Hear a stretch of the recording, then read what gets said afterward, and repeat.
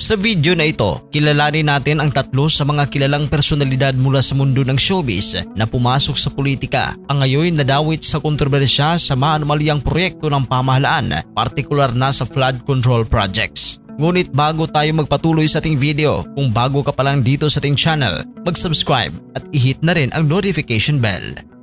Jinggoy Estrada, sinasabing nagatanggap umano ang dating action star turned politician ng kickbacks mula sa flood control project sa Bulacan.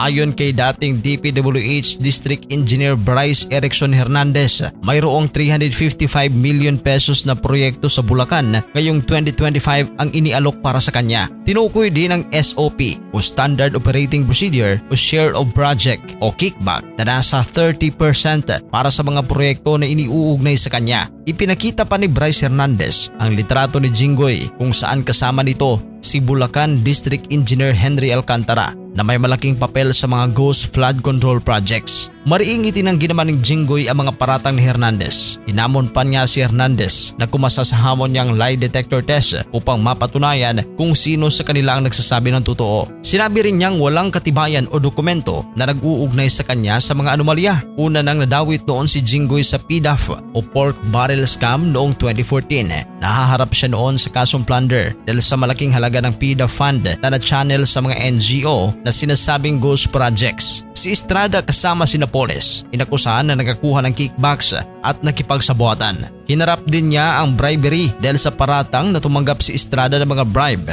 endorsement fees at mga advance commission mula kay Janet Lim Napoles o mga ahente niya para mag-endorse ng kanyang PDAF sa mga NGO na pag-aari ni Napoles. Naabsuelto naman si Jinggoy sa plunder pero napatunayan sa ilan sa mga paratang ng bribery.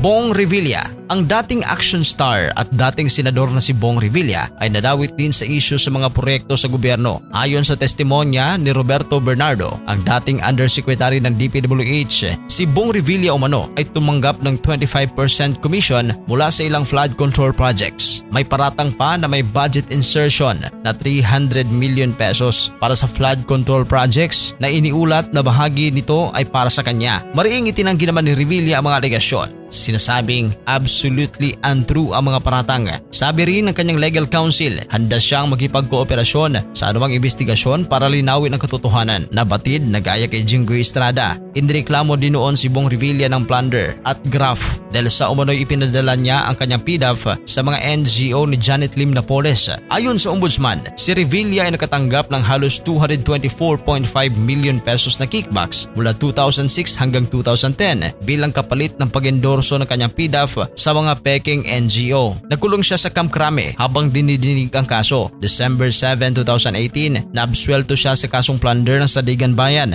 dahil hindi napatunayan na siya mismo ang main plunderer o direktang nagatanggap ng kickbacks. Acquitted naman o napawalang sala siya sa plunder. Pero sa kabila nito, hindi naman siya nakaligtas sa graft. May natitirang mga kasong graft na isinampalaban sa kanya, ngunit ito ay hiwalay sa plunder case.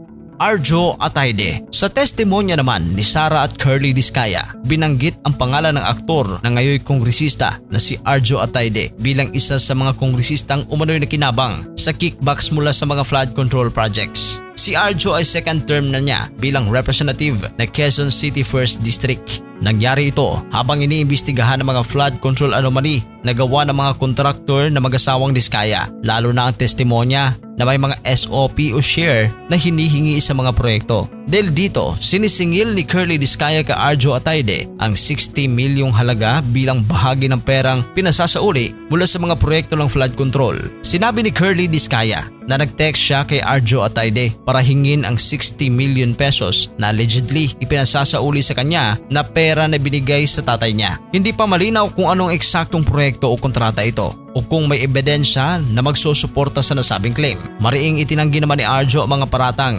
Maging si Maine Mendoza ay nagsalita rin at itinanggi rin ang mga aligasyon laban sa kanyang mister.